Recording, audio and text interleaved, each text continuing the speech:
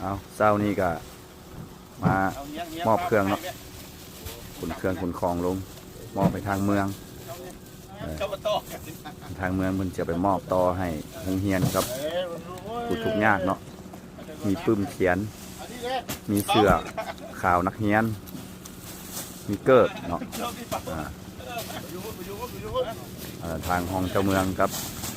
หัวหน้าแผนกศึกษาเมืองเพิ่นก็มาหับเนาะเมืองของ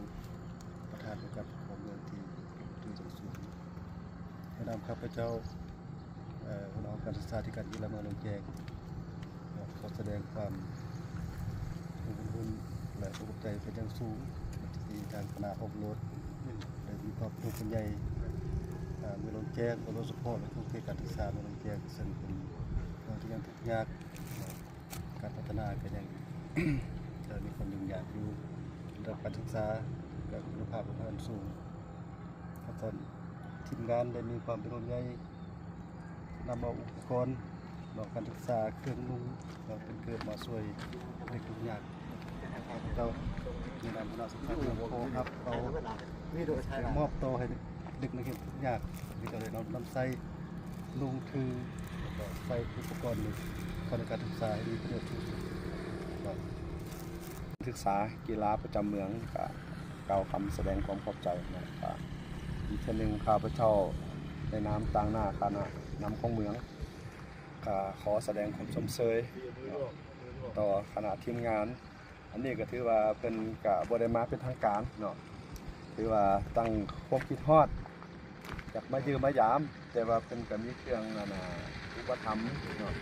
อยู่ในโครงเขตงานการศึกษาของปีเทเฮานี้ข้าพเจ้ากับสุธีภาคภูมิใจแล้วก็ขอโทษแล้วก็ขออภัยหลายๆที่ว่าในการต้อนรับขับสู่ก็ทั้งเรื่องประธานสมาคมเพิ่นก็บ่ได้แจ้งมาว่ามีจักคนแล้วมาเพื่อจุดประสงค์อะไรมีแต่ว่าสิมาเที่ยวเนาะก็ขออนุญาตวาดกรรมก็ขอเอาโอกาสหน้าขอแก้ตัวใหม่อีกทีนึงข้าพเจ้าแล้วก็ขอแสดงความสมเชยต่อทั้งคณะโดยเฉพาะก็คือทั้งประธานบริษัทดิสซูลาวและที่ได้ให้ความสำคัญและให้ความสนใจและก็ยังเป็นห่วงเป็นใยโดยเฉพาะกับโครงเขตงานการศึกษาอยู่เขตทางไกลซอกดีที่ได้โอกาสในการพัฒนาด้านนี้และก็ถึงว่าเครื่องเนาะที่ว่ามันน้อยเนาะแต่ว่าสำหรับจุดที่เฮาเรามันมีมูลค่ามหาศาลแล้วก็สิขอนำเอาเครื่องวัตถุปัจจัยที่ทั้งบรรดาทานที่ได้เอามามอบให้วันนี้แล้วก็สิเอานำไปแยกย้ายให้นักเรียนผู้ที่ด้อยโอกาสตามจุดประสงค์ของทานที่ได้วางไว้เพื่อเป็นการกุศลกับว่าแม่นเนาะและเพื่อเป็นการส่งเสริมในการพัฒนาทรัพยากรมนุษย์อยู่เมืองลงแจ้งเขานี่เนาะเราเฉพาะก็คือเมืองลงแจ้งเราลงแจ้งเสสบูรณ์จุดเฮานี่ก็ให้อันนั้นก็คือว่าทั้งว่าเส้นทางยาวไกลเนาะยุ่งยากซ้ำใดกับบรรดาทานก็ยังได้ใช้ความพยายามมุ่งมั่นมาหาดูหมวดข้าพเจ้า